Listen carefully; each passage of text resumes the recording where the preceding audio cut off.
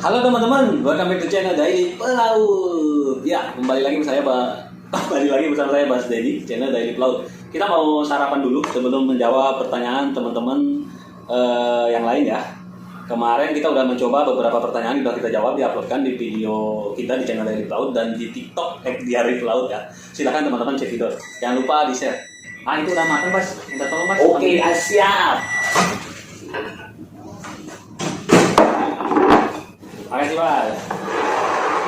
Ya teman-teman, kita nanti akan lanjutkan ya. Karena lagi rame di messroom sebelah, jadi messroom di kapal itu ada dua ya, messroom officer atau crew dan messroom kru lain. Ada di sebelah itu lagi rame, jadi daripada heboh, kita lanjutkan nanti di anjungan atau di kabin ya. Halo teman-teman, kita sekarang udah ada di kabin dan saya sekarang sendirian ya. Dan video kali ini karena banyak banget teman-teman yang pelaut pemula atau fresh graduate yang tertarik dengan apa itu marine test ya, karena video saya yang kemarin itu yang sebelumnya tentang marine test. Mudah-mudahan video ini saya re-upload lagi ya, video lama, mudah-mudahan bermanfaat ya untuk pengenalan dasar bagi teman-teman yang tertarik mempersiapkan marine test dari sekarang. Karena sebetulnya marine test ini untuk saat ini, meskipun saya bilang mungkin tahun ini, tahun depan bisa aja semua perusahaan mewajibkan marine test, tetapi pada kenyataannya pada saat ini masih hanya untuk manajemen level ya. Maksud saya masih untuk kelas 2 ke atas, khususnya untuk kapal offshore dan cruise ship ya. Tetapi saya salut banget buat teman-teman yang mau mempersiapkan sejak dini ya. Oke, cek videonya, semoga bermanfaat. Halo teman-teman, welcome back to channel Daily Pelaut. Video referensinya pelaut Indonesia. Di video kali ini, saya akan mencoba menjelaskan kepada teman-teman tentang apa itu marine test ya. Jadi sebenarnya apa itu marine test? Marine test adalah sebuah program tes yang menguji kemampuan bahasa Inggris tulisan maupun lisan, khususnya bagi pelaut ya, yang dikerjakan secara online di website atau program Marlin. Tes ini menggunakan metode penguji bahasa Inggris yang memungkinkan perusahaan menilai pemahaman bahasa Inggris secara cepat dan akurat ya. Lalu kenapa ada marine test atau ada tes semacam ini? Yaitu tadi bahwa perusahaan ingin menilai atau ingin mengetahui sejauh mana kemampuan krunya atau kandidat atau calon kru yang dia hire ya. Marine test ini terutama diwajibkan oleh perusahaan-perusahaan offshore ya. Untuk kapal-kapal niaga, kapal besar mungkin ke depan akan mulai atau bahkan sudah mulai. Dan yang paling duluan adalah untuk kapal pesiar ya atau cruise ship. Bagaimana bobot marine? Marine ini terdiri dari 85 soal teman-teman. Nah dari 85 soal itu terdapat 6 bagian. Yang pertama adalah listening. Listening ini biasanya 25 soal. Kemudian grammarnya ada 30 soal. Kemudian vocab ya, vocabulary ini biasanya ada 15 soal. Kemudian differentiation dan pronunciation ada 9 soal. Kemudian reading 1 soal, tetapi ada anak-anaknya ya. Kemudian time dan number. Jadi ada 6 ya. Ada listening, grammar, vocabulary, differentiation dan preposition, kemudian reading dan time. Nah, kelemahan-kelemahan kita pelaut itu ada di mana? Nanti kita akan bahas di belakang ya. Kemudian yang mungkin teman-teman ingin ketahui juga, waktu marine test ya, pengerjaannya itu berapa lama seharusnya atau berapa yang dibutuhkan ya. Sesungguhnya untuk waktu pengerjaan marine test ini tidak ada batasan waktu. Teman-teman mau mengerjakan 2 jam, 3 jam juga tidak apa-apa. Tetapi direkomendasikan hanya 60 menit ya atau 1 jam. Karena berdasarkan pengalaman saya dulu, bahwa jika kita mengerjakan lebih dari 1 jam, skor nilainya itu nanti menjadi berkurang. Ya, perhitungannya seperti apa saya tidak tahu karena ini online ya. Jadi pokoknya setiap kita mengerjakannya lebih dari 1 jam, tentu saja ada penilaian-penilaian yang menjadikan nilainya kurang ya. Nah kemudian setelah tes marine itu apa yang kita dapatkan? Setelah kita melakukan tes marine secara online tadi, nanti di akhir itu kita akan diberikan skor ya. Total skor, kemudian persentase per bagian-bagian tadi. Kemudian bagaimana cara mengambil marine test di Indonesia khususnya, bagaimana, di mana, dan sebagainya. Marine test ini bisa kita lakukan dengan 2 cara. Yang satu kita mendaftarkan diri sendiri di webnya Marlin.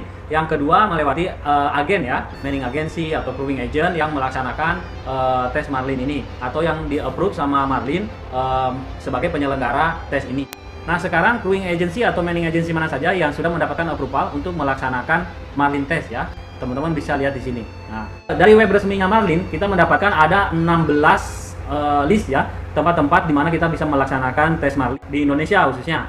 Dan tempat ini sudah di approval ya. Jadi diantaranya ada BP2IP Malahayati, kemudian PIP Semarang, STIP. Kalau di agensinya misalnya SSR, AP Indonesia, kemudian Alfa Magsasai, kemudian ada Tipas ya, kemudian Oceanindo, lalu ada PC. Tapi ada beberapa perusahaan yang memblacklist tempat-tempat tertentu ya, meskipun dia sudah mendapat approve dari Marlin ya. Tidak semuanya dapat approve dari sebuah perusahaan ya. Jadi jika teman-teman berencana mengambil Marlin Test, teman-teman lihat dulu teman-teman mau kemana, atau mau join di perusahaan mana, atau bahkan CV teman-teman udah di-approve dulu sama suatu perusahaan, dan perusahaan itu biasanya nanti menyarankan teman-teman untuk mengambil Marlin Testnya di mana? Nah, pertanyaan selanjutnya adalah berapa harganya kita melakukan tes Marlin ini? Seperti yang sudah dijelaskan tadi, bahwa ada dua cara kita melakukan tes Marlin ini. Yang pertama adalah mendaftarkan diri sendiri di web Marlin. Nah, untuk yang satu ini teman-teman harus punya kartu kredit ya, karena di web Marlin itu dia hanya menerima pembayaran via kredit card ya. Jadi teman-teman harus punya kredit card. Biaya untuk mengikuti tes Marlin ini adalah $20 ya. Nah, kemudian jika teman-teman mendaftar melalui cruising agency atau manning agency, maka tergantung kebijakan dari masing-masing penyelenggara tersebut ya. Biasanya berkisar dari $20 sampai $40 lah. Kalau di rupiah mulai dari 300.000 sampai 500.000-an ya, teman-teman. Untuk sertifikatnya langsung jadi ya, teman-teman. Jadi begitu teman-teman nanti selesai melakukan Marlin, ada di situ tombol print out, kemudian langsung jadi di print gitu. Dan nanti sebagai approvalnya ya teman-teman mendapatkan lembar sertifikat printan tadi dengan tanda tangan dan stempel dari tempat pelaksana Marlin tersebut. Oke, bobotnya sudah, tempatnya di mana sudah, biayanya berapa. Nah, kemudian berapa skor yang disyaratkan oleh perusahaan-perusahaan agar bisa menerima kita.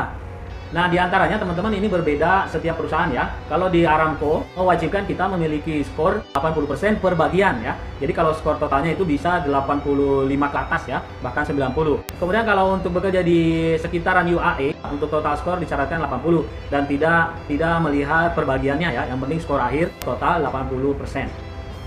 Beda lagi untuk teman-teman yang bekerja di cruise ya, atau di kapal pesiar.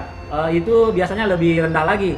Kalau untuk staff galley yang setahu saya itu hanya diwajibkan 65%, kemudian staff-staff lain ke bawah itu ada yang diwajibkan 50% dan seterusnya. Mungkin sekali lagi setiap perusahaan berbeda-beda ya. Tetapi alangkah baiknya teman-teman berusaha mencapai skor tertinggi gitu ya. Nah, teman-teman, itu penjelasan tentang Marlin ya. Jika teman-teman belum puas atau masih ada pertanyaan-pertanyaan lain yang ingin teman-teman ketahui, silakan teman-teman ketik di komen ya. Terima kasih juga kepada teman-teman yang udah like dan subscribe. Saya perlu dukungan teman-teman untuk like dan share jika teman-teman merasa juga ini adalah akan bermanfaat. Kemudian yang belum subscribe ya, karena dengan teman-teman subscribe, nanti video-video ini dapat lebih mudah diakses oleh teman-teman yang mungkin membutuhkan informasi ini ya. Oke teman-teman, see you next time. Bye-bye. Jangan lupa like dan subscribe. See you next time.